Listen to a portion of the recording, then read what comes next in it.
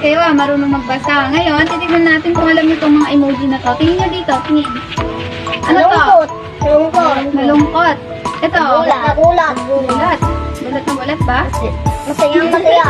Masayang masaya. Tawang tawa, no? Ito. Umiyak. Ito. Masaya. Yeah. Galit. Yes.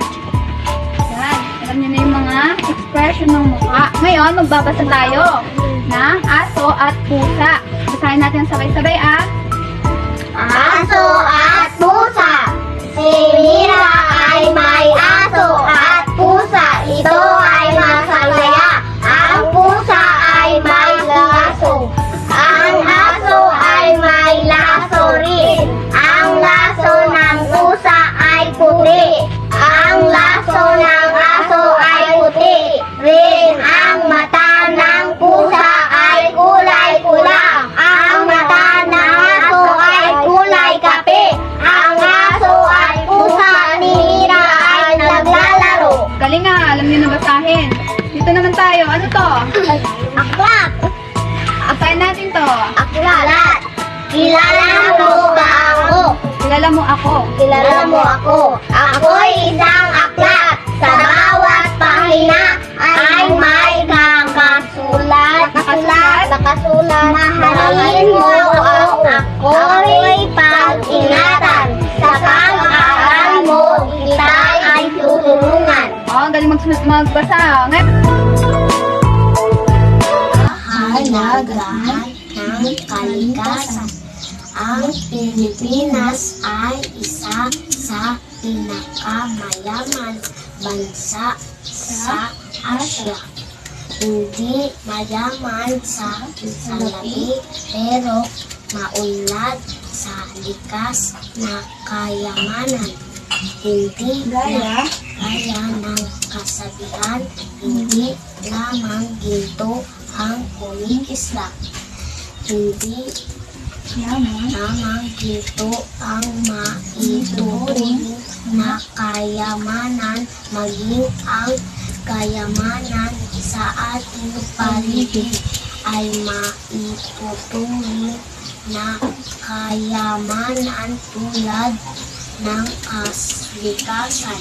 Subalit, napahahalagahan nga ba ng tama ang ating kalikasan?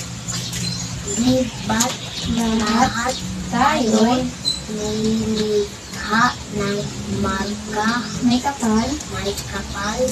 nilikha ng may kaniya-kaniyang tungkulin. Tayong mga tao ay nilikha upang panhalagahan at pagyamanin ang kanilang mga likha.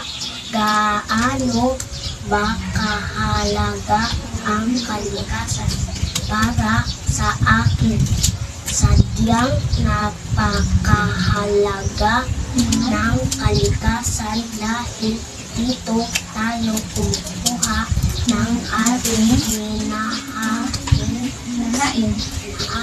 sa ating hapagkainan tulad ng isda na nakukuha sa ating katubigan. Mga prutas, gulay at bungang kahoy na makukuha sa halamanan.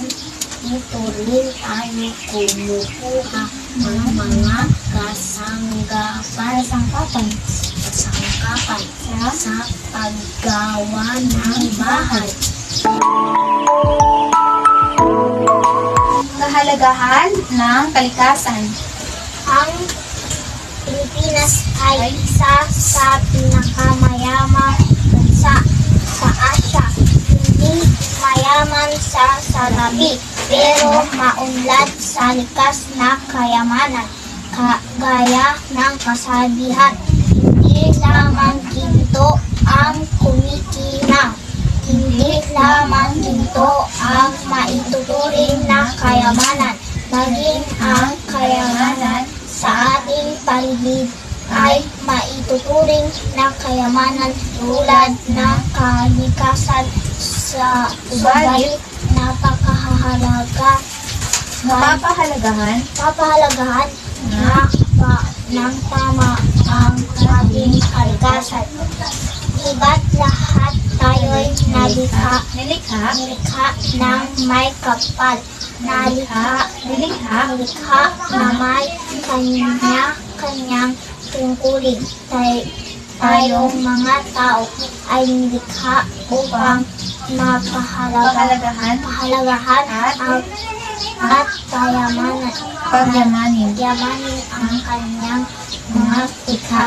Gaano ba kahalaga ang kalikasan para sa atin sadyang napakahalaga ng kalikasan dahil dito tayo kumukuha ng ating nahain sa ating kapagkainan tulad ng isda na nakukuha sa ating katubigan, mga prutas, gulay at buong bungang kahoy na makukuha sa halaman.